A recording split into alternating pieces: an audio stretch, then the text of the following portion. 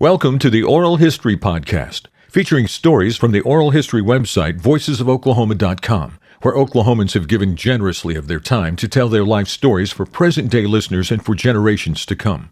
Our entire collection is available on the website voicesofoklahoma.com. Subscribe to be notified of new Oklahoma oral history podcasts. Here's another interesting storyteller from voicesofoklahoma.com. Richard Chapman was the head track coach and history teacher at the year-old Memorial High School in Tulsa in 1963. In 1965, Coach, as he became known, was hired as head football coach at Edison High School, where in his second season, he led his team to win the district championship title. Coach was named Tulsa Tribune Coach of the Year in 1966. He coached and taught at Edison for 7 years before returning to Memorial High School as head tennis coach. He retired for a year in 1986 before being hired to coordinate the in-house program at Nathan Hale High School, a position he held for several years before retiring completely. In 1988, he was inducted into the Oklahoma Coaches Hall of Fame and also was inducted into both the Edison High School and the Memorial High School Coaches Hall of Fame, as well as the Oklahoma Track Coaches Hall of Fame. Richard Chapman was 91 when he died, May 21st, 2020. Listen to Richard talk about how he lived in a boxcar, his days in the Navy, why he was fired from a coaching job, and his advice to parents on the Oral History website and podcast, voicesofoklahoma.com. My name is John Erling, and today's date is April 21st, 2016. So, Richard, would you state your full name, please? Richard Wayne Chapman. And your date of birth? September 1st, 1928. And your present age? 88. We are recording this interview At my home. In South Tulsa. South Tulsa. Where were you born? I was born on a homestead 5 miles west of Jefferson, Oklahoma. So what were the conditions of the facility in which you were born on that homestead? It was a farm. My grandfather made the Cherokee Strip run, and that's then he went to call to preaching. And my folks moved down from Kansas onto the homestead. That's where I was born. So let's talk about your grandparents. What was your grandfather's name? Oliver Beale. And so he came from Kansas? He came from Kansas. Tell us about how he obtained that homestead. Well, he made the Cherokee Strip run in 1893. And he homesteaded along the Salt Fork River there. Along with his brother. What was the procedure to secure that land? Well, they had it staked out at 160 acres for each plot, and once you got there, they had an identification stake that you would take up out of the ground, and then after you had settled there over a night or two, then the government would come out and check.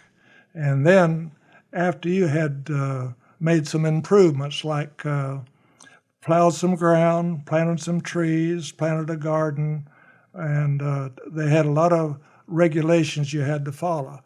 And once you had those basics, then you took the deed that was on this stake to Caldwell, Kansas, to the government facility, and they would sign the property over to you. So I'm going back here. When he went out there and pulled up that stake, he had to stay there and camp out. Yes. Until the government officials came by. That's right. And said, okay, you're him and you've got the stake. Yeah. And then, so that like improvements, I suppose they had to dig a well or... Well, when they traveled there, when the opening started, on their wagons that they took into that territory. Covered wagon, I suppose. Well, yes, and work wagons. Right. They put small metal tanks in there. And then when they decided where their stake was, then they were close to the river, and they could do what they call stamp water. If you just stand there and stamp in this sand close to the river, water would come to the surface. And then they would sink a pipe there, and that was their water source. Right. But then their first, I suppose they lived in a dugout to begin with. Well, yes. The men lived in a tent there for a few days until they got it all taken care of. And then when he moved the family down, before he moved the family down, he dug into the side of the hill and made a huge dugout there, probably 14 by 12, and that was their first home in this dugout. Do you know how long he lived in that dugout? Until they had the house built. So that Probably a year and a half. and it's just hard to imagine, isn't it? Well, yes, you'd be there and you'd see a centipede come across, and bull snakes like to live in those caves also. And you had to get rid of the bull snakes every week or so. Once you habitated there, then the snakes and other creatures wouldn't try to get in because it was occupied. So who was living in that dugout? Your grandfather and... My mother and father, and my two older brothers who were born in Kansas earlier. And that's the first people that lived in a dugout. So there were four of them. Uh-huh. Right. Now, your mother's name? Zoe, Charlotte Zoe. And your father's name? Byron Delvere. Uh-huh. All right. I'm going to get back to them in a minute, but you just think about if they lived a year and a half, think about the winters. Yes. Well, one thing about a dugout, it was very warm in the winter, easy to heat or whatever, and it was cool in the summertime. And so they would heat it. They would just heat it by the wood they found around? Yeah, just they had, they put a flue in the ceiling, and they had a little wood stove where the flue would take the smoke outside. The flue, or the pipes, I guess we're calling them, right. Right. And that was the beginning of your family. Right. That's pretty amazing, isn't Yes, it? And they were hardy folks. And all over that territory, there were hundreds of people doing the same thing that made the Cherokee Strip run. Yeah. Well, that adds pride to your lineage, doesn't it? Yes. Oh, yes. Your brothers or sisters? My brothers were born in Kansas before they made the Cherokee Strip run. My older brother, Merle and Eugene, were born in Kansas. And then a sister. A sister was born in Oklahoma, and my brother next to me was born in Oklahoma, and I was born, all on the homestead. And then when you were born, you were probably born in the house, and obviously Oh, they yes, built that. yes. Because you were then born in 1928. Yeah, my brother next to me, he's 5 years older. He was born in the house also. Because they made Cherokee Strip run in 1893, is what you said, right? All right. Your mother, Zoe, what was her personality like? What was she like? What was she like? Yeah, her personality. Oh, she was a Christian woman, and she she worked just as hard or harder than the men, and a great cook, and had to make all the clothes. Tremendous seamstress. They had to be, all the women at that time. In fact, when they finally did go to a grocery store, the grocery stores would buy flour, and these sacks would have certain designs on them, and the women would take those and make dresses and blouses and shirts for those, and they'd stand in line at the grocery store when the supply wagon came in with the flour, and they'd pick out their designs there. That's mainly the way they made a lot of their clothes. Right, and from both men and women, I guess. Yes. The shirts they made out of that for the guys. And Yeah. So then your father's name? Byron Delvere. And what was he like, his personality? Well, he was a hard-working farmer, big man, strong. He smoked, he chewed tobacco. He was a disciplinarian, I guarantee you that. Because he had, especially with the older boys, and he put them to work. Yeah. Well, you're a pretty big man yourself, so you're probably as big as your father. You're probably the same size. I think I'm about the same size as my father. And how tall? 6'2". 6'2". Weighed about 190. As they say, broad at the shoulders and slender at the waist. Not as slender as they used to be, but Right. So then the kind of farming that he did then on that 160. Well, the main thing they put in, first of all, was wheat, and then alfalfa, and then a feed crop like oats or other grain that they could grow to raise a plant to feed the cattle and horses and so forth.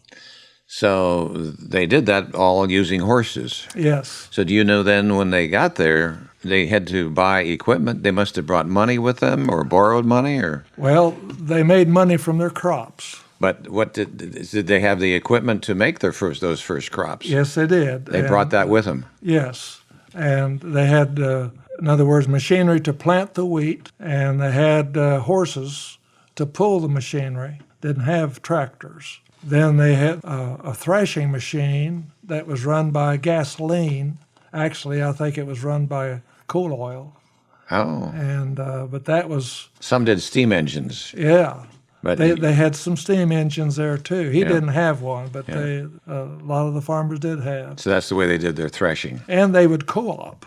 In other words, one man would have a steam engine, and maybe 4 or 5 farmers would use it, and then they'd co-op in harvesting their crop, and then also making it proper for market.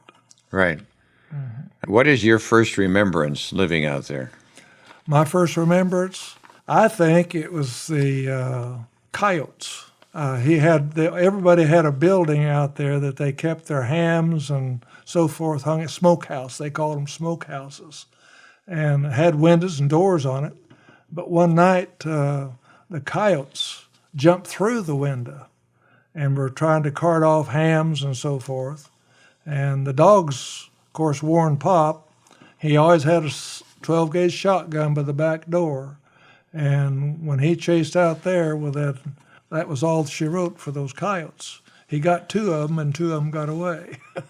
So you remember that as probably, I don't know how old you would have been, 4 years old or something? I was about 5 years old at that time, yeah. What did you do as a 5-year-old for entertainment out there? Well, I built my sister. I have to bring my sister in. She's 5 years older. Mother was cleaning house, cooking, and taking care of everything, and Lois just basically was my surrogate mother. We would go out and play. She'd dress me up like a girl, put lipstick on me and rouge and dresses and high-heeled shoes. I was her live doll. And just loved her to death because we went out and built playhouses and went to the river and walked down to the river, which is about a half a mile away, and just did everything that kids do. Mom was satisfied that Lois could take care of me, and she felt safe with it. So you have fond memories as a young boy out there. yes, very, very much so. Were there trees, lots of trees on the property? Yes. In fact, the driveway was about, I'm going to say, 100 yards long, and Pop had planted trees on either side of that, and it was a beautiful drive. And then they planted fruit trees, apple trees, peach trees, and so on and so forth. Always had a big garden along the north fence, asparagus, and that would come back every year. We had a lot of fresh fruit and vegetables. Yeah. Is that land still in your family? No. We had Grandpa when he quit farming, he went to preaching in the Methodist church. And then he had to sell the farm for taxes and so forth. And we were homeless. We moved 7 times in a year and a half in places where we didn't have to pay rent. And you can imagine some of those places, what they looked. The first place was a reconditioned boxcar down by the river. The boxcar made into 3 rooms, and 7 of us were living in that boxcar. Oh, that's hard to imagine. But we all know what the size of a boxcar is. Yeah. How long did you live in that? Well, I'm going to say probably a year. And we, like I say, we moved 6 or 7 times in the 2-year span before we went to Pond Creek. All right. So your grandfather felt called to preach. Yes. And that's why he couldn't maintain the payments on the ground. Right. And if he'd continued to farm, he could have. That's right. So that was a pretty major decision for him to make. It sure was. And I wonder how that worked with your mother, but she had to be in on this calling as well. Yes. Well, it was a sad, sad day because this originally was, our home and my mother's home. But he got into financial difficulty and couldn't do anything else. Was it because of it becoming a minister, or? Well, ministers were paid chickens and bread and potatoes and very little cash, if any. Yeah. So do you remember the day you left that house? Well, I don't remember too much about that Yeah. because I was really, really young then. But you do remember all those moves. I do remember where we moved across the river into the boxcar, So what church is he preaching with? Methodist church. Yeah, he's a Methodist. Do you remember him preaching, or is that too young for you? I remember one time I heard him preach. I only heard him one time. The rest of the time he was in Dalhart, Texas, and he was in western Oklahoma and southern Oklahoma, northern Oklahoma. I think he had probably down through his career probably 7 different churches. Right. So then your dad and mother all followed him? Well, no. They were just my grandmother and he Yep. moved. We stayed on the farm, and then when he sold it, we started moving around as nomads to places where we didn't have to. That had to move be around. tough on the family. Yeah. Well, when do you start going to school? Well, I started there when we moved across the river to what we called Bates' place, because that's who owned the place. And there was the Riverdale School there, and that was my first school, and in the first grade. And I didn't finish the year there. We moved before the year was over. So that would have been a one-room schoolhouse then, I A suppose. one-room schoolhouse, and my first day, I remember it as clear as day. Of course, all the classes from first grade through 12th grade were all in the same room, segregated by aisles and so forth. And each one of them were given assignments down through the day. Well, my first assignment at this school was a ball of clay. I was supposed to make something out of a ball of clay. Well, I was rolling it on the desk. Part of it was hanging over, and it would look like a dog's tail. And somebody, one of the big guys across the aisle, started laughing. Well, she thought I was doing it on purpose and disturbing class, so she sent me outside. My first day of school, I got disciplined and sent outside. Well, that was a beautiful thing because the swings and the teeter-totter was out there. I was having a good time. But my first day of school, I was sent outside. Yeah. It's hard to believe for youngsters to think about this one-room schoolhouse, and she had first through 12. through 12. How many do you think were there? Oh, I'm going to guess probably 15. So then you did grade school there? Yes, but it was just, I didn't even finish, I don't think I went through the entire first grade there. I'm not sure. Okay. But I remember one time, Mrs. Cubic was the teacher. A storm came up about the time school let out, and it started hailing. Well, she had a car with a trunk, and she put 3 of us in that trunk and took us home. So we didn't have to walk home in the hail. And how far was that distance? Well, I had I had 3/4 of a mile or a mile to walk home. Yeah, that's something that kids probably don't think about today. That where do you finish grade school? Where were you then when you were Well, after we moved around in 1934, 35, whatever it was, we were living in a place, it's hard to tell. When I started at Pond Creek Grade School, we were living 9 miles west of Pond Creek in a farmhouse. I walked to school that year, part of that year. And then we moved 4 miles east of Pond Creek across the river, and I was in the 2nd and part of the 3rd grade there. And it was I'd say 1.5 or 2 miles to school. What about your clothes? I mean, did your mother make the clothes? Well, she made a lot of our clothes, mainly our shirts, and then she got something like dungaree and made trousers out of those. And shoes? What did you do for that? They had to buy the shoes. That was. I had 3 older brothers, and I didn't own my own shoes until I was 10 years old. Oh, the hand-downs, right? Yeah. And that was probably the most expensive thing that they buy because she can make other clothes. Yeah. She made clothes all three of the other boys in Lewis. So then you go into middle school or high school? How does that? Well, grade school and junior high and high school were all in the same building. It was a 2-story high school.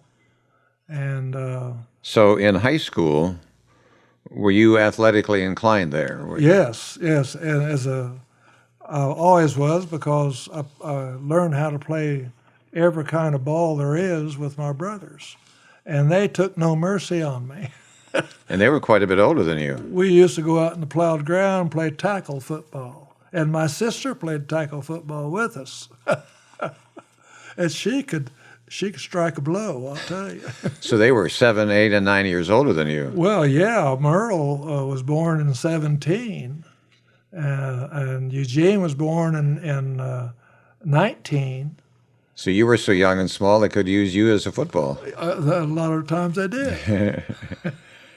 But it was obvious that you were talented athletically, you think, back then? Yes, and I give most of the credit to my older brothers, because they taught me how to kick the ball, how to throw it, and how to take punishment.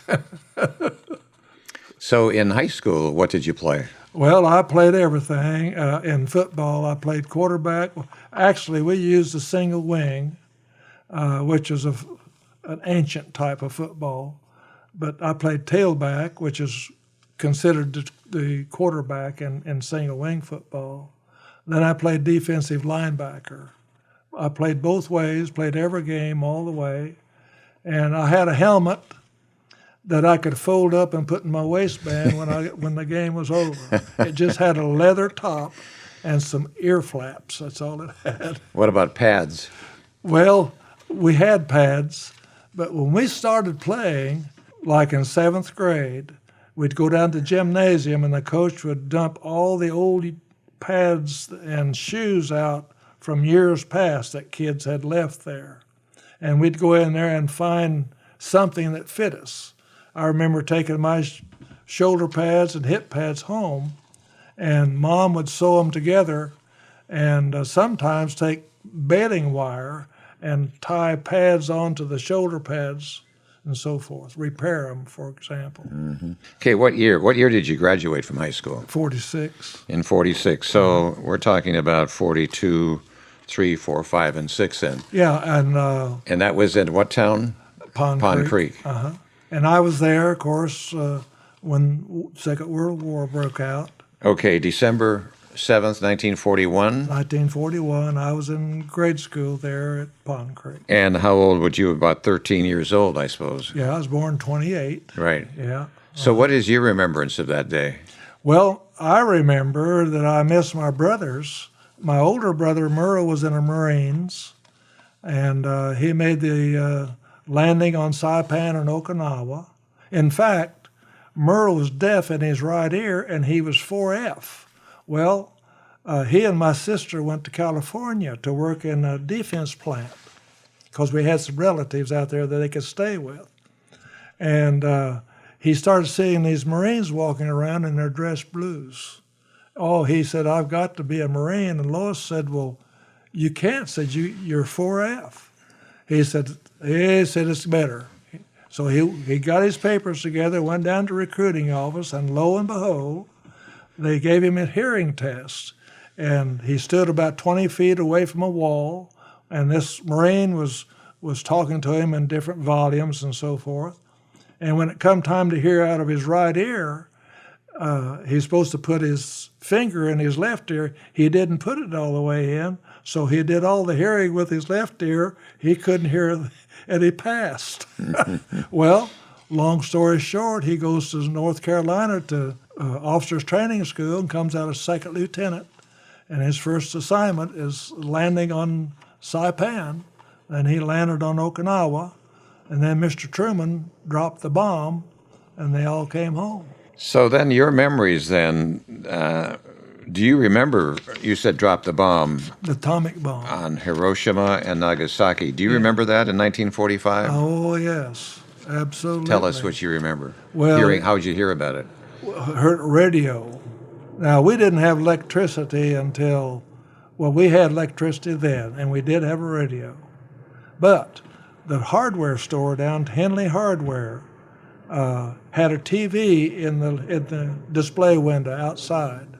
And there were hundreds of people gathered around in front of that store watching all the news every evening because none of them, well, very few of the people had TVs at that time. No, that would be really unusual, wouldn't Yeah. it? But the store had one. Yeah, the store had one. And Yeah. so that's how you got your news. That's right. Did you, what do you remember during those war years after 41? Well, I was, one thing I didn't wear any civilian clothes. My brother Merle was about the same size as I at that time, and he sent all kinds of Marine fatigues and so forth home. That's all I wore to school, was Marine fatigues and boots. You went to the theater, movies, I suppose, back then? Yeah, we probably had the best theater in Grant County. And in fact, I worked there every afternoon after school when I wasn't in sports. I'd go by and sweep out the theater and clean the front windows. And didn't get any money for it. I just could see movies free, go to the movies free. Did they have a newsreel with the movies? Yes. And the newsreel was the main thing a lot of people were going for because it brought, the news back to the people. And they would even show some of the battle going Right. on. It did.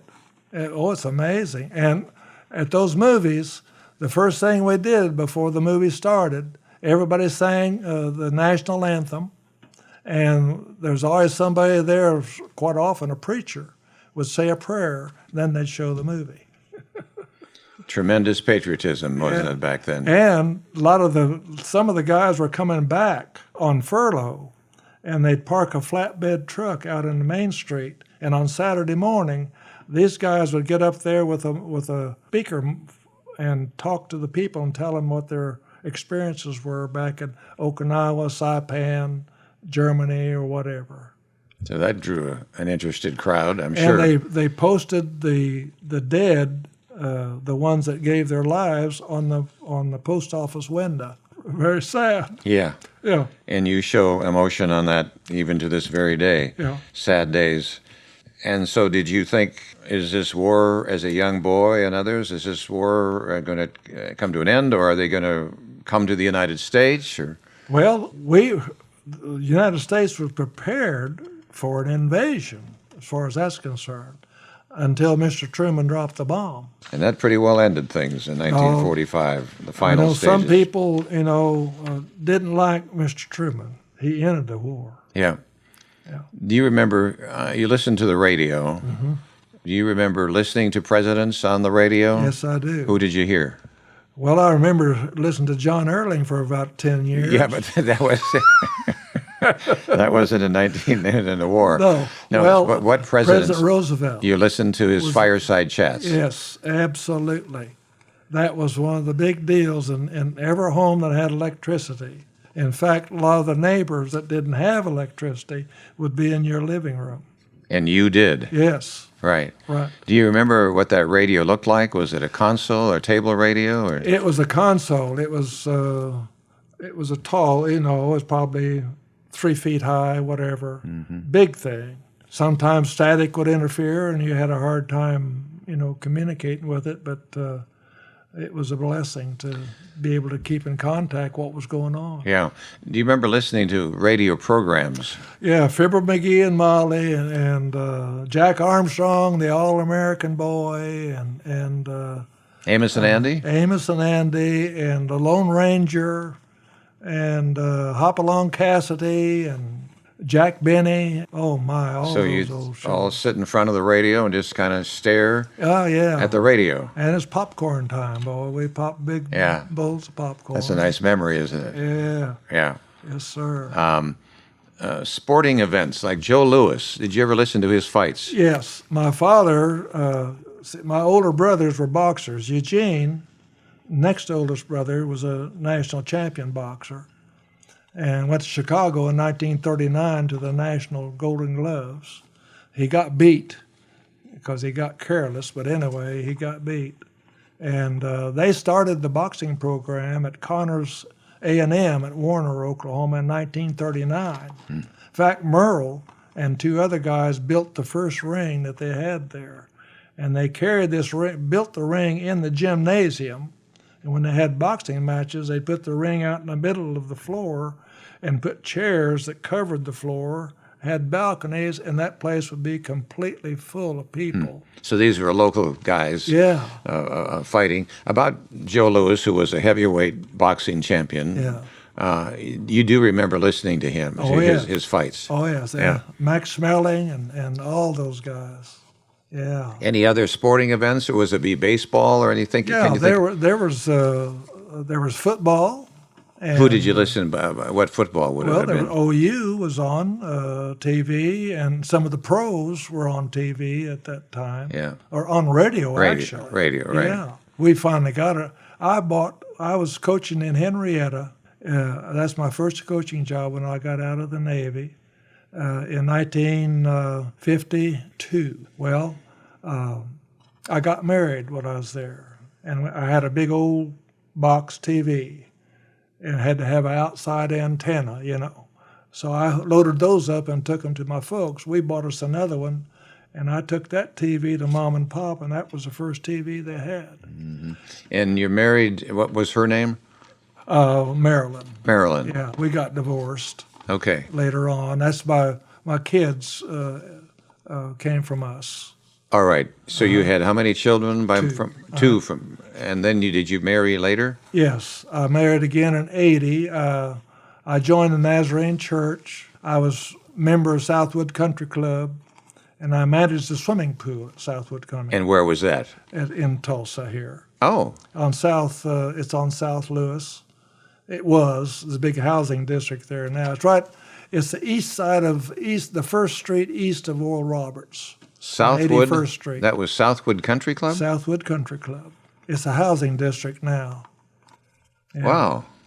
I was a member there, and Louise and her husband were a member, and they got divorced. I invited her to her dance one time, and then the rest is history. Right. Did you have children with her? No, Okay. No. So you have two. we had grown children ourselves. Right.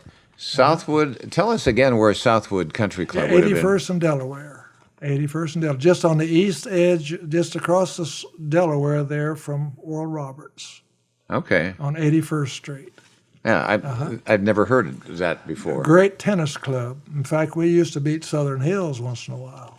I played tennis a lot, but I never was a competitor in that league. I just played for fun. So Southern Hills, how should I say this, economically, was for the wealthy? Yes, they were the more affluent. And then Southwood? Southwood was just a lot of people I call affluent there, but it was a lot of people there just made the same salary I did teaching. Great Right. family club. And the strong middle-class families that were Oh, there then. man, yes. And we had swimming. I coached the swimming. We beat Southern Hills once in swimming, which was a gigantic step in the right direction. World War II memories. You remember rationing and things that were difficult to Yes, get? I sure do. We had cards for food and gasoline. And some of these folks got gasoline cards, but they had put their cars on blocks because they couldn't afford to buy the gasoline. They could buy it on a donation from the cards. But what they would do, they would trade these gas cards to people that had cars for food cards. You had food cards also to buy food, certain foods, Anything else that was difficult to get that you nylons for ladies? I think that was rationing. Yeah, they came in with a different style. It was, I think, made out of rayon or something. The long socks, the hose, and so forth. Yeah. So in high school, you were a star, I'll call you, in football Well, play football and basketball. and basketball. And track. Okay. Now, we didn't have an organized track team, but I may have told you this before. 8 of us guys went to the county track meet in Medford, which was 11 miles north, and just to watch. And we'd see, what's his name out there from Waukeeta running, and one of the guys said, I can outrun him. and so on. So we went down as a group, about 8 or 10 of us, and asked the manager of the track meet, said, can we enter some of these? Said, yeah. I said, you're from a high school, you sure can. So we entered in different things. We won the track meet barefooted in overalls. And when would that have been? That was probably, let's see, I was in the 1940. Okay. And you were? 41. I'm sorry, when did you graduate? I graduated in 46. All right. So you're probably about 16 years old when you did that. Yeah. Right. Yeah, I don't want to brag, but one thing I did, I could throw the ball. I won the football throw and the softball throw. We won both sprints. We won both relays. I mean, we just had some good kids. But you were a good swimmer, too, apparently. You said you were on the swim team. We at Southwood, we had swimming races, and my son was out there. He was a good swimmer. Would you say then that you were the real athlete in the family? Others like to play Well, I'm not going to say that, because I'll tell you, Merle and Eugene, the two oldest ones, they were tremendous athletes. But they didn't pursue that as a career? No. And you did? You're right. Right. Now, Eugene, when he got out of the Navy in World War II, he came back to Oklahoma City and went into administration in the Oklahoma City public schools. Yeah. And Merle came back and started his career in teaching at Waukeeta. He was a vocational agriculture teacher. And he taught there for years, and he went to Yukon and taught there until he retired. And he won national awards in the agricultural part of it. So you graduate in 1946, and then what do you do? Well, I go to Panhandle A&M. Well, no, actually, I go to Tonkawa Junior College on a football scholarship. That's 16 miles east of Pond Creek. And tell us, relating to Oklahoma City, where this would be. This is about 100 miles north of Oklahoma City, and then about 25 miles east. Okay, so you went to Tonkawa on a football scholarship. Yeah, 1946, yeah. And how did that work out? Well, it's fine. I went through my freshman year. I was a starter. Then my second year, I don't know. Like a kid, I got discouraged, and I quit midterm. Didn't tell the folks, but I moved in on a farm 9 miles west of Pond Creek and worked for Mr. and Mrs. Cohen and lived in their attic. And folks didn't know I was there yet. I was afraid to tell them. Because, how would they keep track of you on a daily basis? They don't. We didn't have communication back in those days. When I was at school, the only way we communicated was by letter. Okay, so you were in Tonkawa and they weren't there. That was quite a few miles away. All right, so then you moved in, and for the rest of that year then? Yeah, and so I was out there, and I was putting up hay and working just from daylight to dark, and I was staying in their upstairs room. I remember this. And one night after I took my shower and laid on the bed, I asked the Lord, I said, Lord, is this the way my life is going to be? Working hard like this all my life for somebody else? Well, the next day I'm out putting up hay, baled hay, and my old buddy that I played football with at Tonkawa, he lived in the country there west of Pond Creek, and he drove his old 36 out there on the field. And my nickname was Barney, like my father's name was. And he said, Barney, you want to go play football at Panhandle? And I said, Lloyd, I don't know where you're talking about, but the answer is yes. And it was at Goodwill. So we loaded up in the old 36, picked 2 guys up from Ponca City, 2 guys from Perry, went out and tried out for football. Nate Watson was the coach. He played fullback for Oklahoma A&M. Tough coach. And it rained all the time we were there, so we had to work out in the gymnasium. Well, after about 3 days of that, he got tired of it, and we did too, and he called us in, about 6 or 8 of us, and said, I've seen enough. Says, you all got scholarships. And the name of that school was? Panhandle A&M at Goodwill, Oklahoma. So we went back and finished out the summer, and then Lloyd and I and Balser from Ponca City and Jones from Perry and the Davis boys from Jet all got in this old 36 and went out there, and the rest is history. 36 Ford is what you were talking 36 about. Chevy, yeah. Oh, Chevy. Chevy, Okay. yeah, four-door. Yeah.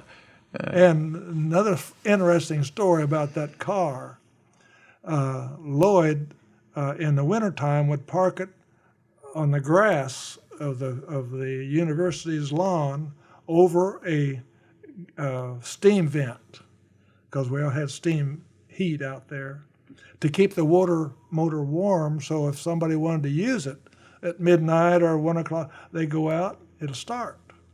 And he didn't have to drain the oil out of it to take it inside so it wouldn't freeze. Well, the president, Mr. Williams, called him in and said, Lloyd, what would happen if everybody had a car here park on the grass like you do? Well, he said, Mr. Williams, let me tell you. He said, there's a lot of guys here that doesn't have a car.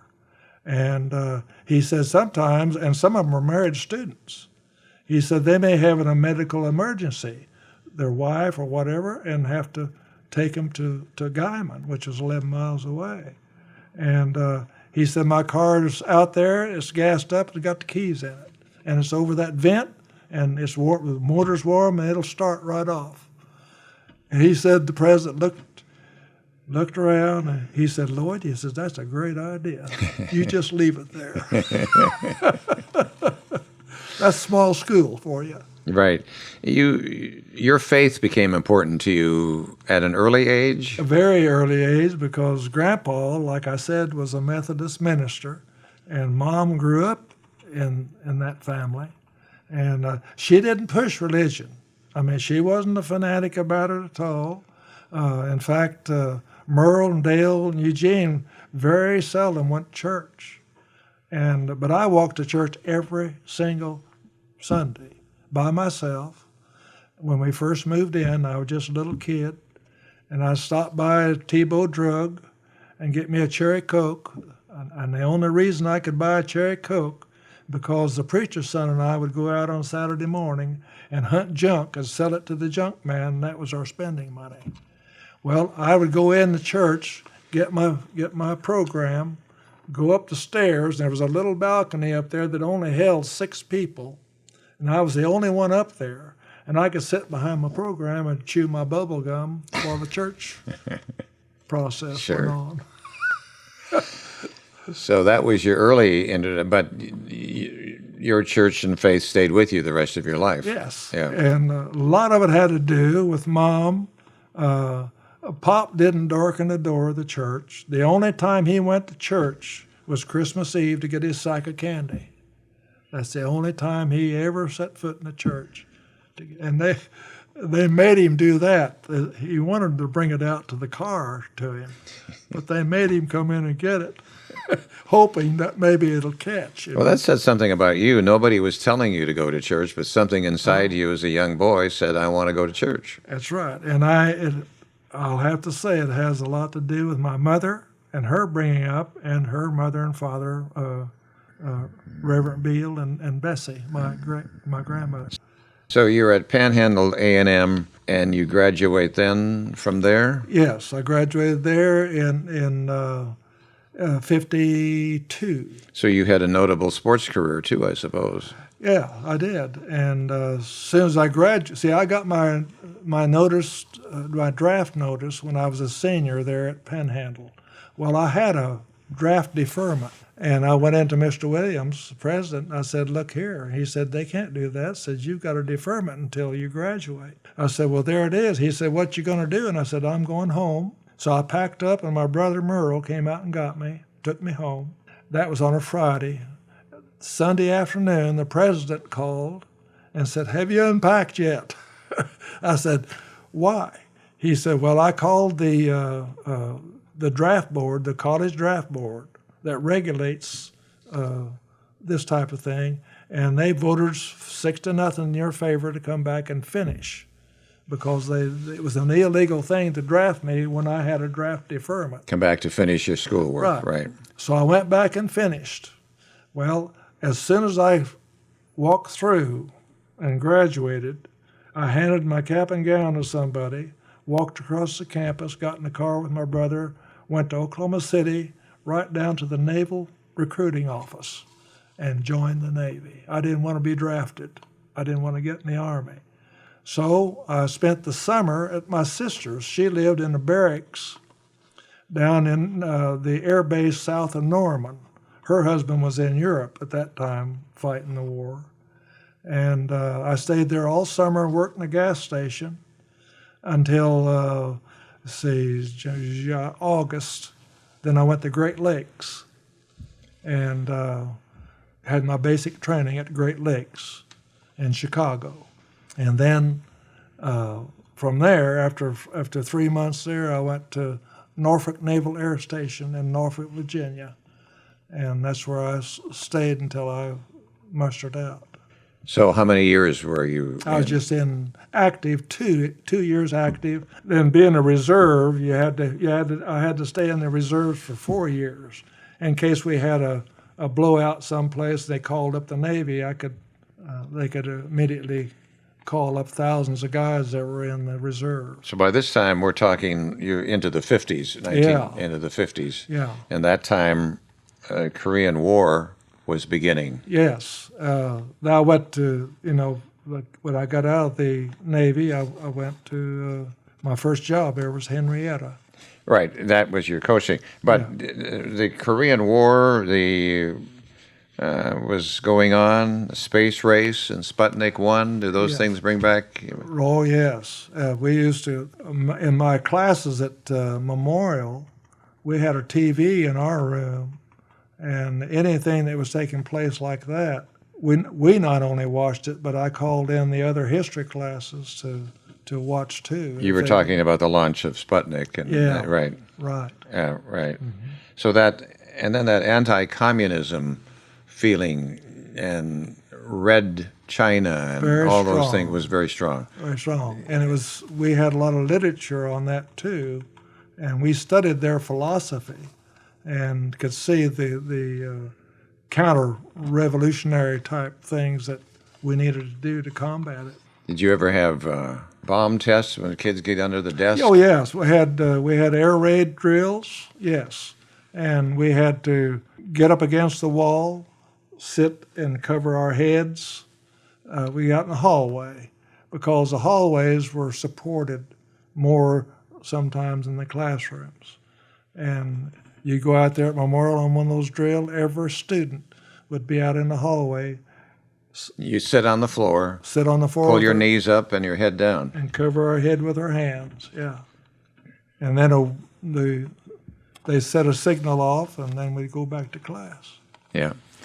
That was routine. After you graduate from Panhandle A&M with what kind of a degree? Bachelor of Science. Actually, I majored in history. And so your first job was? My first job was Henrietta, 1952. And you went there as coach? I went there as assistant football coach and track coach. And then I suppose you taught history as well. Yeah, then the head coach moved, Lyle Berryhill moved to Cleveland. When you were first at Henrietta, you were assistant football? And head track coach. And head track coach. Yeah. Yeah, then about 5 years, Lyle, the head coach, went to Cleveland as principal. So how many years were you at Henrietta? I think 9 years. All right. What schools, who would you play? What other Well, time? we played, we had a Sooner Star League. It was Wewoka and Seminole and McAllister, but there were 7 teams in the Sooner Star. So were you enjoying that? This was your first coaching experience. Oh, I really did, yeah, I really did. I had some great athletes there. You remember the names of anybody? Well, Jim Harjo was one of the All-Staters, and Mike Greenlee was my halfback. He was the fastest man in Oklahoma his senior year. He ran the 109.8, but he was only 5'7". But you wouldn't know him today. He weighs 302. But anyway, had some good athletes, and I coached both track and football. Back then, in the 50s, Oklahoma was still very segregated. Yes, that's another thing. We had one family in Henrietta. This black preacher and his family lived 5 miles west of Henrietta. Gundy was his name. The children went to Henrietta. That was the only black students in Henrietta all the time I was there. I may be in the history of their school. We went to Okmulgee once to play football when he was a freshman, and played Sapulpa. And on the way home that night, the parents drove cars. We were going to eat at a cafe 6 miles south of Sapulpa on Highway 75. And Timothy and I were the last one to get there because I had to do some detail work after the game. So we were late, and we came to the door of the restaurant, and the manager met us at the door, greeting us. And he looked at Timothy and says, "Is he with you?" And I said, "Yeah, he's a member of the team." And he said, "Well, he'll have to eat in the kitchen. So we don't serve colored in the..." I said, "You what?" He said, "We don't serve colored in the dining room." So I went around, and a lot of the people had already finished eating, still in their booths. And I passed the word around what took place, and they all got up as one and walked out. Did not pay a bill, period.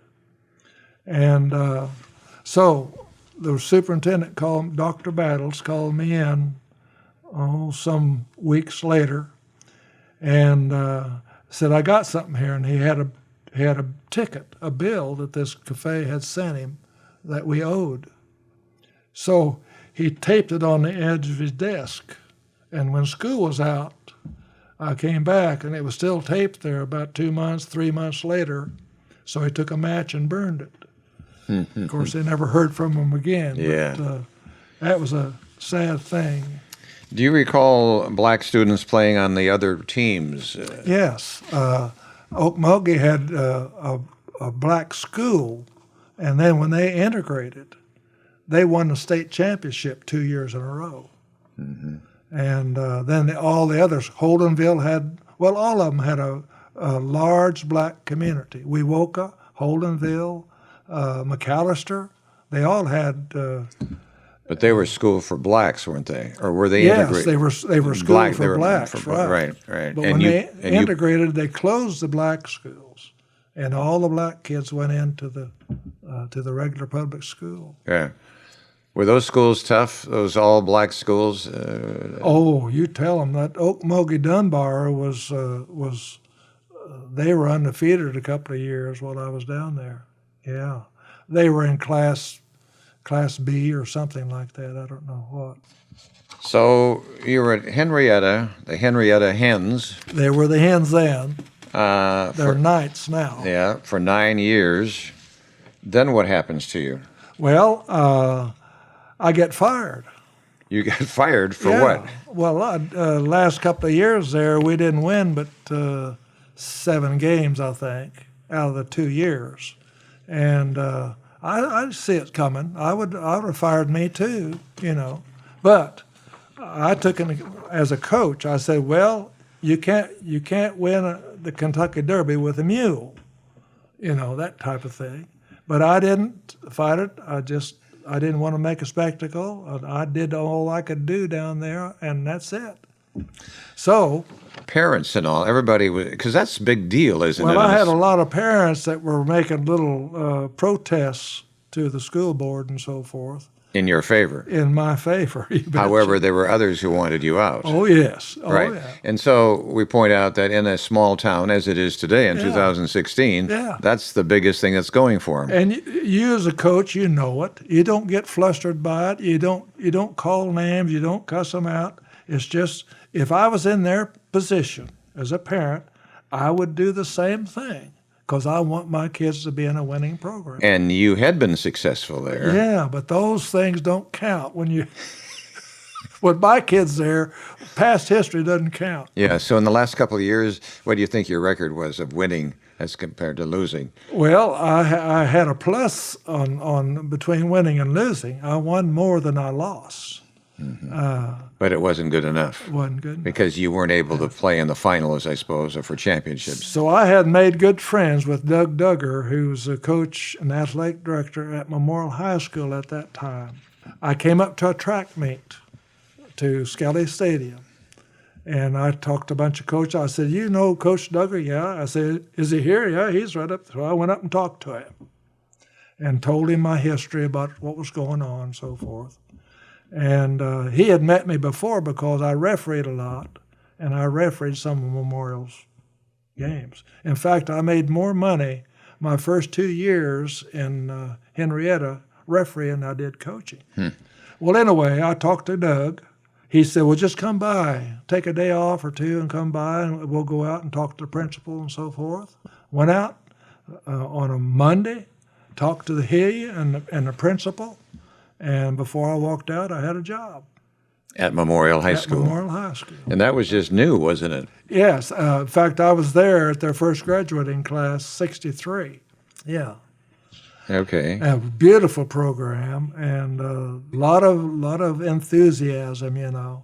So you were 2 years in at Memorial, and you were what there? I was track coach and assistant football. And then world history, I suppose, teacher. Yeah, in world history. Right. So was that a good experience there at Memorial? Great experience. Great experience. I got noted for my coaching. I got in track and football. I was defensive coach. Then Edison fired their coach, and first thing Jim Sellers did was talk to me, and I was hired at Edison. All right. And how long were you there as a head football coach? I was there 8 years. And you were fired Yes, I was fired. at the end of 8 years. Yeah, that's right. I didn't win enough games.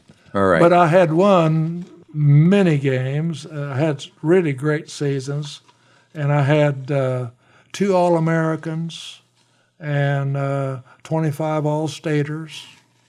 Mac Fanning was one of them. He made All-American at Notre Dame and All-Pro for the Rams.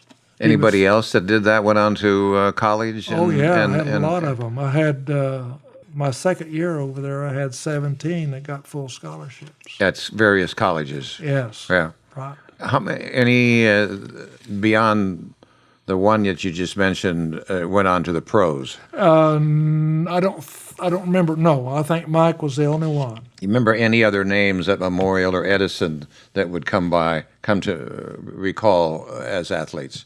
I just names is kind of few and far between now, but we had many of them in both schools that made full scholarships. Notre Dame and Creekmore went to Knox College on a full scholarship.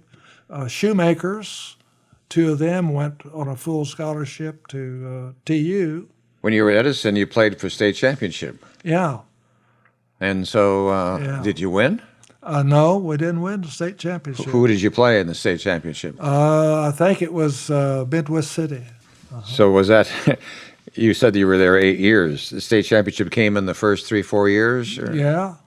And then things started going downhill, is that it? Yeah, just, it doesn't have, from my standpoint, it doesn't have all that much to do with coaches. It does mainly do with your personnel, with the people you have. Just like they say, you can't win the Kentucky Derby on a mule. Although the mule's a good athlete and he's a tough worker, he's not gonna beat Whirlaway or people like that. So you didn't have the players. You didn't have Right. at Edison. What schools in Tulsa were good at that time? Rogers was great. They always, Bill Eubanks, we fought each other for the championship when I was at Memorial. How about Tulsa Central? Central had some great teams earlier, but when I came, they were gradually going downhill. Booker T. Washington? Booker T was strong, very strong. So they were all good competition. Yeah. And then things went south. How was that for you and your wife? This pressure that comes on you and her too, and you're not winning games, and it's a big deal to win, and are we going to win tonight? And how do you handle all that? We, intelligently, like we got our heads together, and when you coach, you're hired to win.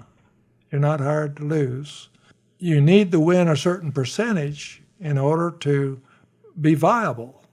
In other words, if you're just going to win 2 and lose 8, that's not going to get it. You got to turn that around. And now, you can't control the ability of the kids coming into your program. You just take what's there. And sometimes you have a weak link here in your process. Sometimes I think some high schools are accused of recruiting, bringing kids into their district. Did that go on at your time? All the time. In fact, it was going on in Henrietta. I had a quarterback club down there, and I had to watch them all the time. Those guys went down once south of some little old town I can't remember, and moved an Indian family in, the Walker family. Had 6 boys, and the oldest one had already made All-State, and he played for me 1 year. They rented a house for him, paid the rent, filled it with furniture, and loaded up all their utilities, paid for their groceries, and so forth. And I didn't know this at the time. And I got a hold of the quarterback club president. I said, look, you're going to get us all fired if you keep this up. Well, it didn't happen because Dewar, the little town east of us, a small B-class school, recruited them. They hired the father as a janitor, head janitor, and all the family moved to Dewar, which was 5 miles east of Henrietta. So we lost them anyway. And all that work had gone into it. I know it. And money. Yeah. But they actually went out and recruited, which if they could have proved this, the state would have put us on probation. We probably would have been ineligible for a couple of years. So then here in Tulsa, did you sense some of that recruiting? Oh, I didn't sense this. I know it happened. And to your knowledge, that didn't happen at your school, at Edison? No, not in my no. I didn't recruit anybody. In all my time, I never recruited anybody. I suppose somebody could have encouraged a family to move in without you knowing it. Yeah. I always told the quarterback club, I said, my win and loss record will recruit kids, but I won't go out and proselyte. It's just against my way of doing it. And do you think some coaches in your time at Memorial or Edison were doing that? Absolutely. They were directly talking to families, come and live in our district. Yes, sir. And parents. Some of the parents that had business, had an edge there. They could hire somebody, and they could get away with so-called recruiting that way. So didn't it make you want to do that, do the same? No, I never did. I never did, truthfully. I never did. No, sir. I just couldn't do it. Right. And so you had how many times did you come to a game and you said to yourself, I know we're going to lose this game? Well, I tried not to be that pessimistic, but I can. You got to. The handwriting is on the wall. Here's Rogers. They've got this tradition. They've got these families. They've got this whatever, and McLean had a stretch there where they were powerful. Booker T was up and down, but boy, when they were strong, they were strong. I know Muskogee, the old coach there, I can't remember his name now, Paul Young. He was there for 100 years. I know he was a tremendous recruiter. So many people just kind of look at this. It's a fun night. It's Friday night. How big could Friday night lights be? But in Oklahoma, and so you were all part of that. Yeah. And they're just, go see a game and then they go home. But you're living it. But however, it is what you signed up for. Yeah, and you knew that. That's your profession. And so it had to drain on you. Well, it does, but you don't dwell on that, because if you dwell on it, it takes your concentration away from what you need to do. Like the colleges today, that's one of the biggest jobs that they do is recruiting. They have to, right? Because But they've got rules to go by, too. Yeah.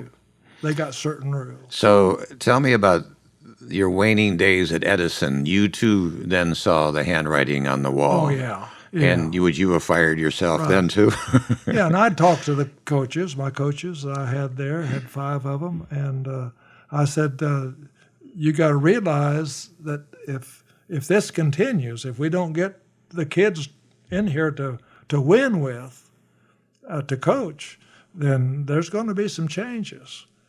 And they would pick up a job here and there, you know, and change. So there's just a big mix there that takes place. It must have been awfully tempting to try to find some good athletes to come into your district. Oh, yeah. I don't know. I may be a white elephant, but I never recruited a person. I never talked to a parent. I never took a kid aside and tried to psychology with him or whatever. I just did it on my own. Who would have been some of your better athletes, football, as you were head football coach at Edison? Who would have been some of the better ones? Well, Mike Fanning has to be the top of the list. He played. He was 6'7", weighed 240, and he just looked like a man among kids. And he could play any place. He played tackle on offense. And I could play him defensive tackle. I could play him at linebacker, and he was a great kid, clean cut, just like on backward week where the girls are supposed to go take the football players out for breakfast. He'd lock his door. He wouldn't let them in.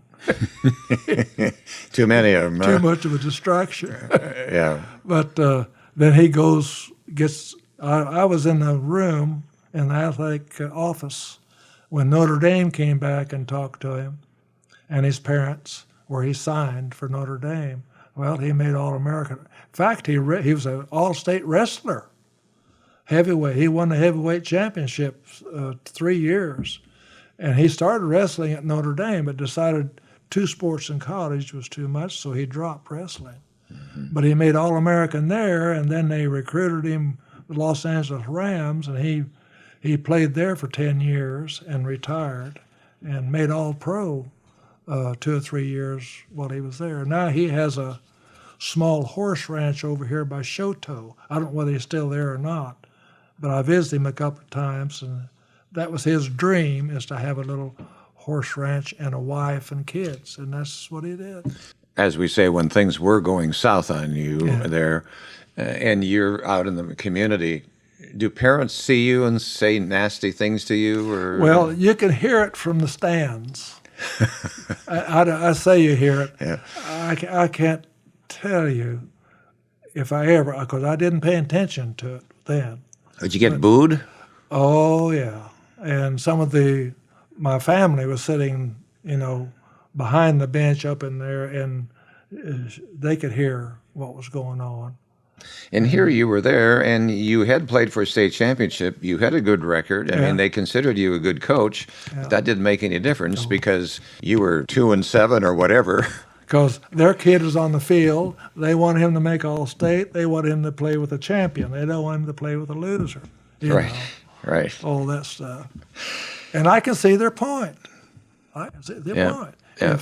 But you never began to question your coaching ability. No, never did. I just did what I did, and I worked hard. I put in hours upon hours. A lot of times I'd be watching film up until 3 or 4 o'clock in the morning. And I had to pick the film up after the game about 12 o'clock downtown, and I'd take it by the coach's office, and I would run it through a couple of times and make notes on the big mistakes that we made. Then I'd take it home with me. And on the weekend, like after church, all afternoon, instead of watching games on TV, I'd be watching our film and editing. And I had the talking point there. When we had our squad meeting, they looked out, boy. They were ready, because I knew every step they took, and every wrong step and every good step. And film is a very strong coaching device. When you pointed out to these kids, this is what you did wrong, either it didn't sink in, or B, they didn't have the athletic ability to correct it. If they're a good athlete and they have the right foot forward, it's a great aid to them because they can see. And I wasn't browbeating them. I just put the facts there, and I said, your first step is wrong. All you've got to do is change your first step, and you'll get there quicker. And worked. For some it did, and for others, obviously, it did not. So then, the day you get fired, you're called into the office. You knew, how did that come about? Oh, I went at Edison. The secretary came down to the coach's office, said, Mr. Sellers and Mr. Lewis wants to see you.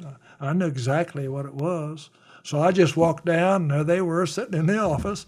I said, you guys having good morning? Yeah, everything. I said, I know why you're here, and I know what you want to say, and I understand why you have to say it, but I've got to get back to class. I've got a world history class that I need to get with, and whatever you do here, let me know later. And so athletic director at 6th hour, I talked to him, and he told me what went on. I said, fine. And right then I went to Memorial High School, talked to Coach Duggar. He hired me back. He hired me from Henrietta, then he hired me back here. So right away, the next day, you went over there. That same day. That same day. But that becomes newspaper story, doesn't it? Well, Edison coach Chapman is fired. Oh, yes, it was headlines. Do you have any of those? Did you save them? I've got them. Yeah. I've got scrapbooks this deep in there. All right. So then when you were fired there in 72, who did they hire as head football coach? Oh, I think Tom Langham. And how did that go for him?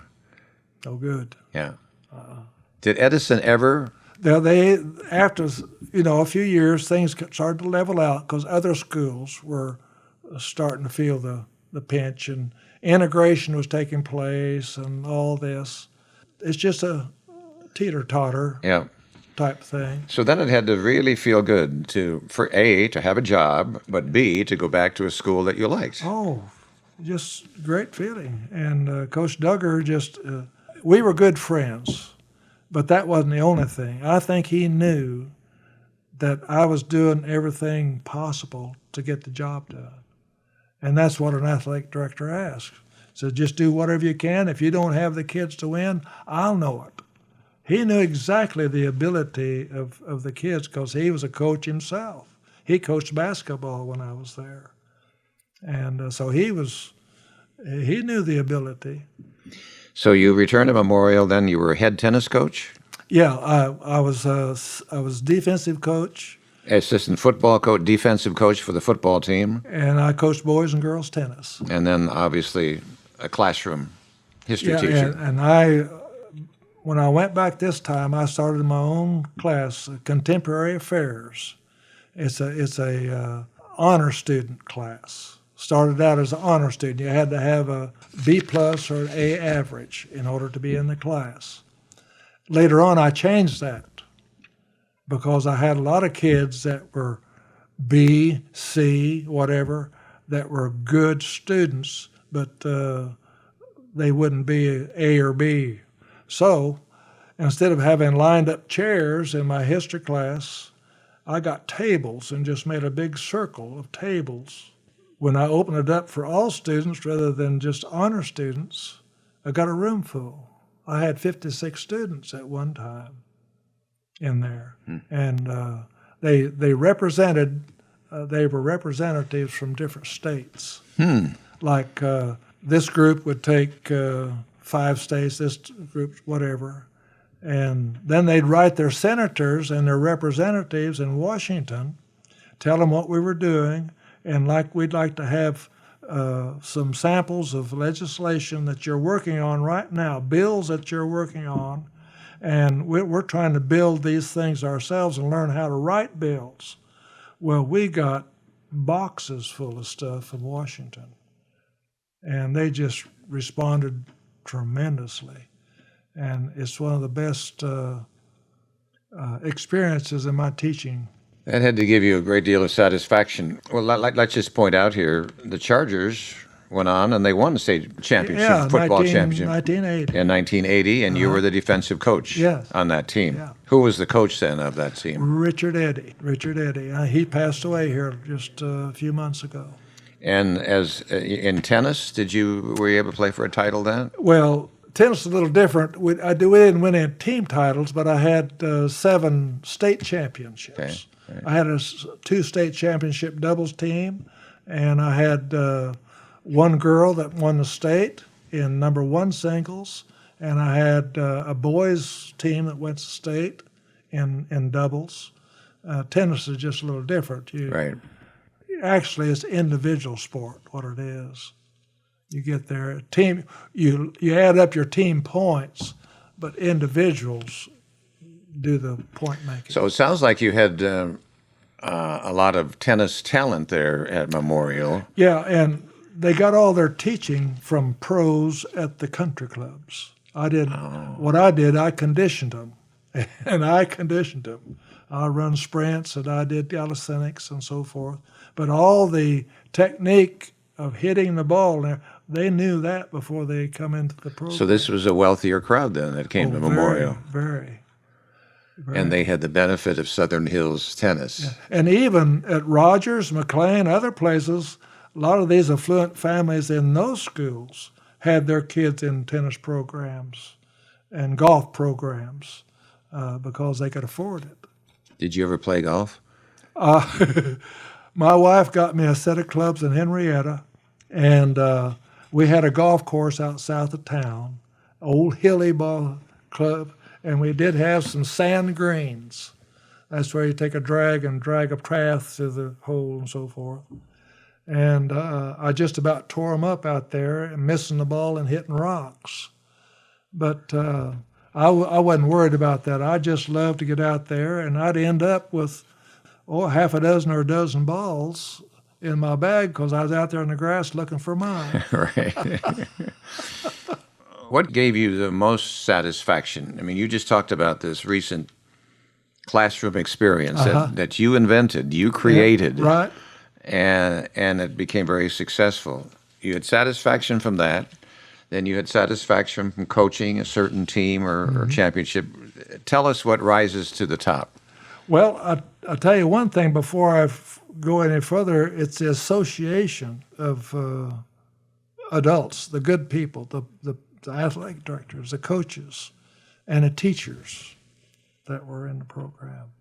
So that was very meaningful to you, good people. We had some good ones. Yeah. Sure did.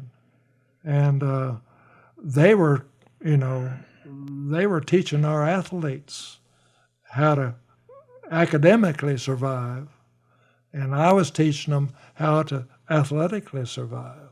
And it was a teamwork. We didn't fight it. Now, some coaches and some teachers were different. In other words, they had some friction. But I found out friction doesn't gain very much. If I hadn't have worked psychologically like I did, I probably would have won half the games I won as I was coaching. How did you, you said psychologically, how did you mean that? What did you do? How I worked with the teachers and didn't gripe about so-and-so, and I didn't beg about, I got to have him on Friday or whatever. They had to do it on their own.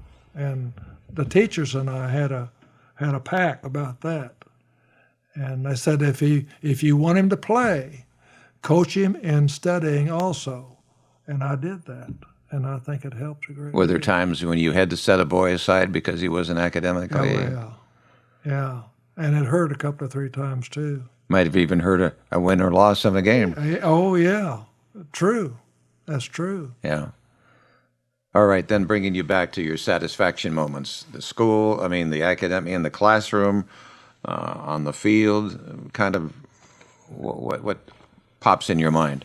Well, if the first thing I enjoyed about that life was the teaching, the classroom teaching.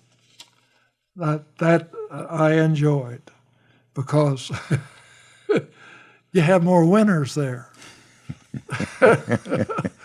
I'm not poking fun at the footballers or anything, because that's a different story.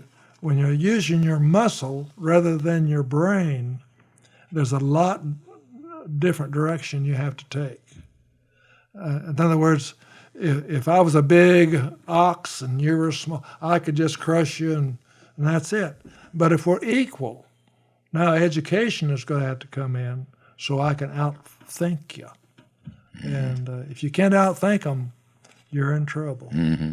That's for sure. So it's your classroom experience that ranks higher than even your athletic football. Right, yes.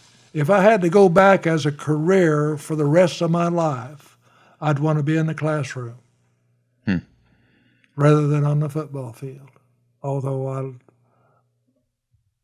that was my life for years, football, but right. I liked the classroom. Okay, let's talk about the athletes back there in the 60s and the 70s, and then the athletes today and the way football, let's use football, is being run. Major differences, comparisons? Well, I think the main difference between the kids today and then was the distractions. Today there's so many things that are distracted, like the electronic era has come in. And the things that are fed these people today, these young kids today, through electronic devices is criminal to me. Now, on the other hand, it's very beneficial too, because they use that for a positive way in getting their studies and doing their research. So it's not all bad, but a person that is weak physically or mentally, and he's easily induced into certain areas that are negative, electronic devices just enhances that. Is it fair to say athletes today can be faster, bigger? Yes. And so there's an evolution going on here, isn't there? Main thing down through the years is training and diet and many other things, and facilities. We've got facilities like weights and swimming pools and saunas and all kinds of things that cause you to be stronger and more mentally alert that we didn't have when we were going to school, period. So kids playing today aren't necessarily bigger, stronger, faster, but they had the facilities to make them faster and be bigger and lift weights and have more muscle. That's true. Right. Just like me, I wasn't, the only way I muscled up when I was young was lifting baled hay and shoveling wheat and working on the farm and so forth. We didn't have a weight program. We didn't lift weights. The only weight we lifted were bales when we were throwing them on the truck. Right. Right. You know, we also hear today about performance-enhancing drugs. Mm-hmm. And did you sense any drugs for performance or of any sort back in those days? All my coaching career, it never even come in contact. Yeah. Do you think it was even around back then? We're talking 80s. I mean, it's hard telling how much of that was there. It might have been some, but it was just. And another thing that we had then that I don't know how it goes on now. I know it was kind of waning. Is saying prayer and bringing the Lord into our locker room. Nowadays, people are afraid sometimes to do this because of the repercussions that may come back. You're not supposed to be teaching religion. You're supposed to be teaching football or whatever, and that's reverse psychology there. That's reverse positive living. It all goes in, and we always said prayer on the bus to the game, and we said prayer after the game. And when we got through showering, before we dressed, we met around in a commune of prayer and concern for people that were hurt. Did you do that in both schools? Yes. As a head football coach, Yeah. you brought that in, and nobody complained about it. No. Now, today, you probably couldn't get past some of these things that we did. And then we have more different religions introduced in our That's true. community now That's right. than you did then. Everybody was basically of the Christian faith back Yeah, then. the old saying was that you leave the religion to me, the father says, and you do the coaching. Well, that's fine with me, but I didn't have any gripe or any. In all those years, nobody said anything about us saying prayer or whatever. Yeah. In fact, John Capehart, he was a Phi Beta Kappa straight A student, and he's a neurosurgeon right now in Dallas. He'd walk up and down the bus on the way to school or way to the game and preach and look at them and tell them and this. And especially if we lost the game, he and 2 or 3 others were up and bringing in the Lord and saying, what is the most important thing? Losing this ball game is not. So that's the kind of kids I had. Mm-hmm. You had to give, well, you did. You gave a lot of pep talks, Oh, yes, even when times were really tough. especially. And at halftime, when you knew you were behind 36-0, Yeah. and you had to go out there. What kind of talks would you give? Well, I'm glad I took psychology in college. But halftime, some of them called it BS sessions, but you had to get in their head. You had to get inside of them. You can't stay outside. You got to get in and speak their language. Do you think that there were times at halftime you did get into their head and gave them a positive thought and it turned the game around? Absolutely, yes. And you watch. I learned some of this from Bud Wilkinson. The great coach of Oklahoma University. You betcha. And how his demeanor was. He was neat. He was dressed well. He never, as far as I know, I wasn't there, but I would doubt whether he ever said a curse word on the field. But he was tough. He was tough. He worked your tail off. And you can see what the results were. One of the top coaches there ever was in the history of coaching. Right. Well, some of this could be said about you. I'm sure you were tough too, but you seem to have, as I'm sitting across here from you, that demeanor that you talked about Coach Wilkinson. Yeah, well, I think it's just it's a reaction, and it's something that's in your heart, you know. Mm-hmm. I've been there. I played sorry sometimes, played good sometimes, had some good coaches sometimes and some bad coaches. And I'll say this, I wouldn't even label any of them as a bad coach. Yeah.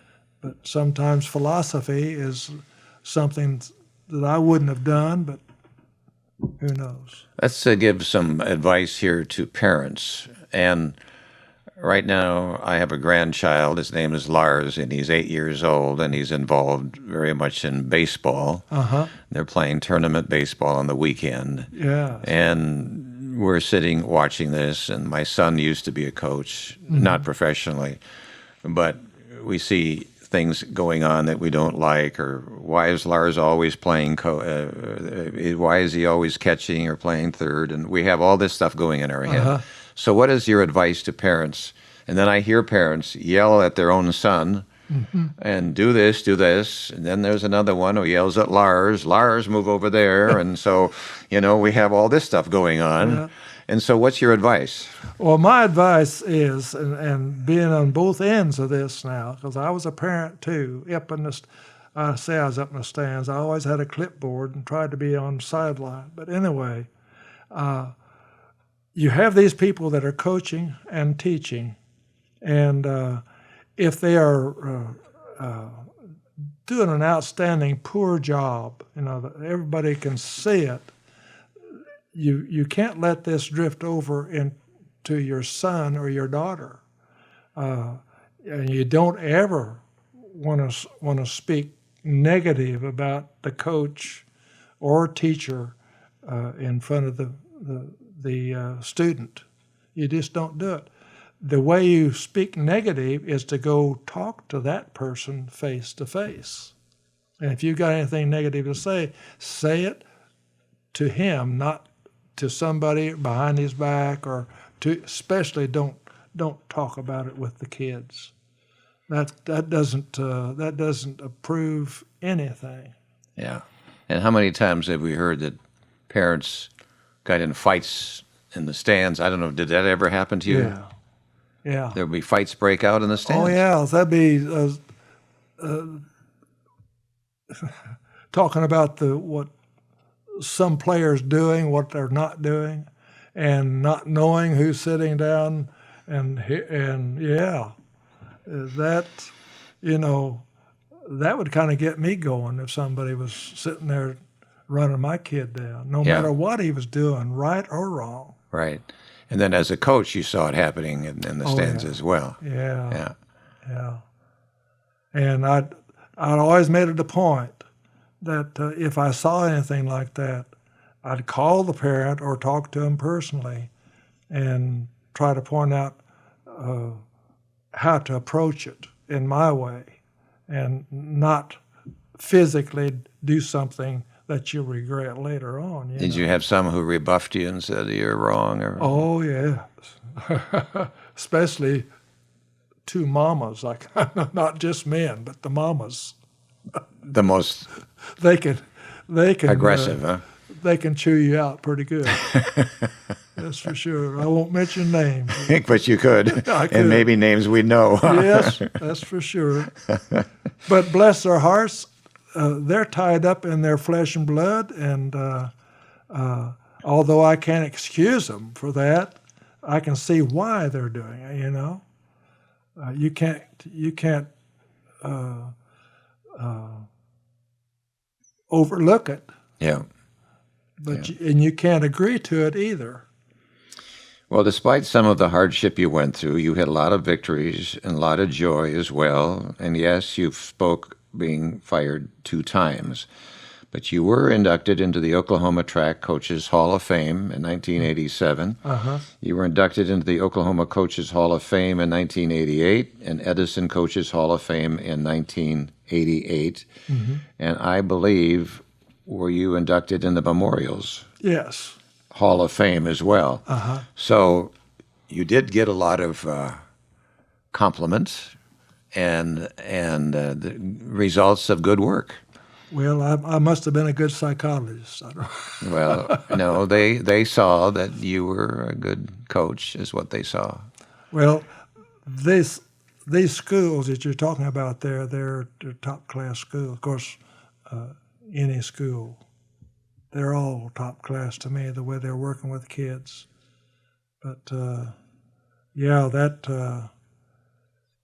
there's a lot of pleasure in coaching. It's not all tears. There's a lot of pleasure in it. Here you are, 88 years old, Mm-hmm. and it's hard to believe that you're 88 years old. Yeah. You're in good health, I presume? I just thank the Lord every step I take. And through your entire life, you didn't have any major health Well, problems? I've had 2 knees replaced. I've had both shoulders operated on. I had my back operated on twice. But other than that, my heart and my blood pressure and all this has always been normal, except right at the close of a game when I think we might lose. Right. Yeah. So This has to go back, I think, to my heritage. I always mention Grandpa Beale, giant of a man, 6'5", white-haired, red face, inch-thick glasses. And when he preached, he'd been known to break many, many pulpits with his fists. Truly. Yeah. If he saw somebody reacting in the audience favorably to what he wanted to advertise, he'd walk down. I remember this for sure. At Jefferson, old Charlie, sitting on the third row with his overalls. Grandpa walks down, and Charlie's just praising. He reaches down and grabs him by the bib of the overalls and pulls him up. He said, "Are you with the Lord, Charlie?" He said, "Amen, preacher." That type of thing, you know. Yeah. Yeah. You talked about your mother, and you have a poem here, Yeah. and you had it sitting out, but Yeah. I wanted you to read it because how old were you when you wrote this poem to your I was mother? in the 5th grade. I And was so you were 11 years old. about 11 years old, and this is what you read to your mother and wrote to her. Let's hear it. Hundreds of stars in the pretty sky. Hundreds of skills on the shore together. Hundreds of birds that go singing by. Hundreds of bees in the sunny weather. Hundreds of dewdrops too great to greet the dawn. Hundreds of lambs in the purple clover. Hundreds of butterflies on the lawn. But only one mother the wide world over. 5th grade, 1938. Wow. Yeah. That was great to hear you read that. Yeah. Well, you've got tears, and so do I. Yeah. Yeah, that's something. Yeah. So then you have reason to believe you can be 95 or 98. Well, I told my grandson Timothy, I said, when you graduate, I'll be 108 years old, and I'll Yes. be there. And there's no reason why you can't be. Yeah. How would you like to be remembered? Oh, just a fair person and with a good attitude. Yeah. Well, I know through sports, many, many lives today are living wonderful citizenship lives because of sports. Yes. And you were right in the middle of that. Yeah. And you can take, I know, a lot of pleasure from knowing that if these kids didn't have sports, you don't know what they would have turned out to be. That's true. That's true. Well, I want to thank you for this time. It was fun to visit with you about Well, I it. thank you. And all the years that I followed you at the KRMG, I want you to know I enjoyed the great raft race and the truck driver conversations that come through. And The Tulsa Mountain truck driver is what you're talking about. such a humanistic stories of your time on the radio. Well, thank you. Thank you. Nobody's matched it, and nobody ever will. Thank you. Thank you. Wow. This was fun. Thank you so much. Thank you, As we John. shake hands. Appreciate it. You bet. You have been listening to the Voices of Oklahoma podcast. Stories taken from the oral history website, voicesofoklahoma.com. At the website, you will discover an array of storytellers. Many you will know. Some will be new to you, but all will be worth your time. This work depends on listeners like you, who are interested in learning about the great people of Oklahoma. Our website provides an opportunity to donate to this 501c3 project, which preserves Oklahoma history, one voice at a time. voicesofoklahoma.com.